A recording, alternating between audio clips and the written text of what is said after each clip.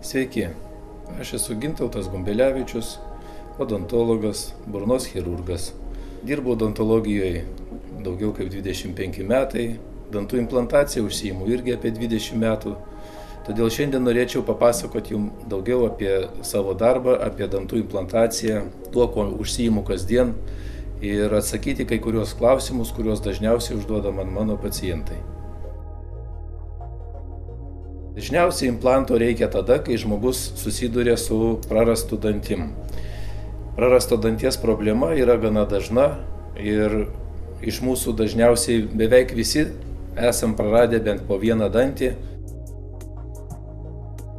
Implantas tai yra titaninis varžtelis, kuris gali būti tiek lygiagrečiom sienom, tiek ūginės formos.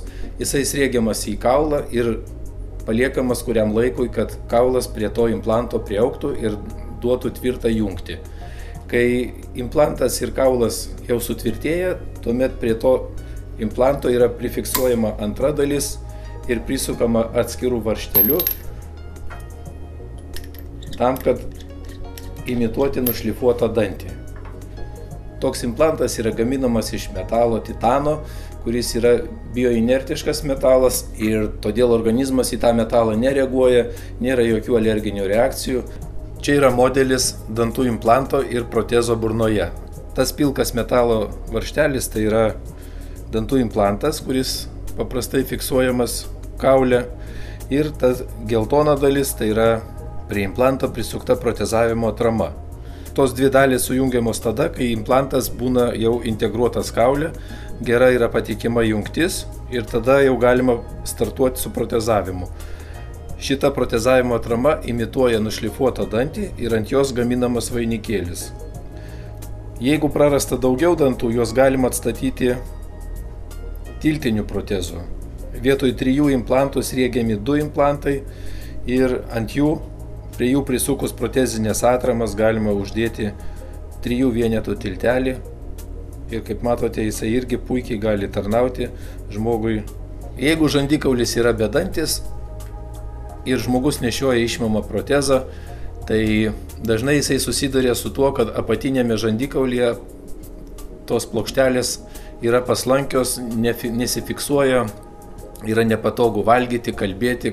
Matėme televizijos reklamoje, kad tokius protezus galima fiksuoti klijų pagalba, tačiau mes savo praktikoje siūlome šią problemą spręsti kitaip. Tam yra implantai. Kai yra įsriegiami implantai, prie jų fiksuojami specialūs fiksavimo elementai. Viena dalis yra fiksuojama prie implanto, kita dalis yra fiksuojama paties protezo, išimamo protezo viduje ir tada fiksuojasi. Žmogus jaučiasi saugiai, nes toks protezas yra nepaslankus, jisai netrina, nespaudžia dantenų. Implantai galime įsriegti būtent nuo tada, kai žandikaulis ir apskritai žmogaus skeletas baigia formuotis, o jisai praktiškai baigia formuotis 18 metų. Todėl iki to jauniems paaugliams ir vaikams implantacija nerekomenduojama. Antras dalykas, ar nėra pacientai per seni implantacijai. Vėlgi atsakysiu, kad amžiaus cenzo šiai procedūrai tikrai nėra.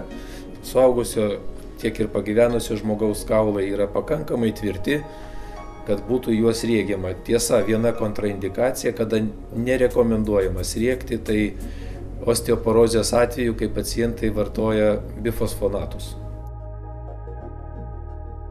Kartais moteris klausia, ar bus gražu, ar nesimatys tokių protezų burnoje, kai jie bus tie implantai suprotezuoti. Galiu pasakyti atvirai, kad tai yra pakankamai estetiškai, tai yra pakankamai patogu ir priklausomai nuo medžiagų, kurios naudojamas protezavimui, tą estetiką galima padaryti tokią natūralią, kad praktiškai jinai absoliučiai nesiskirs nuo kaimyninių dantų.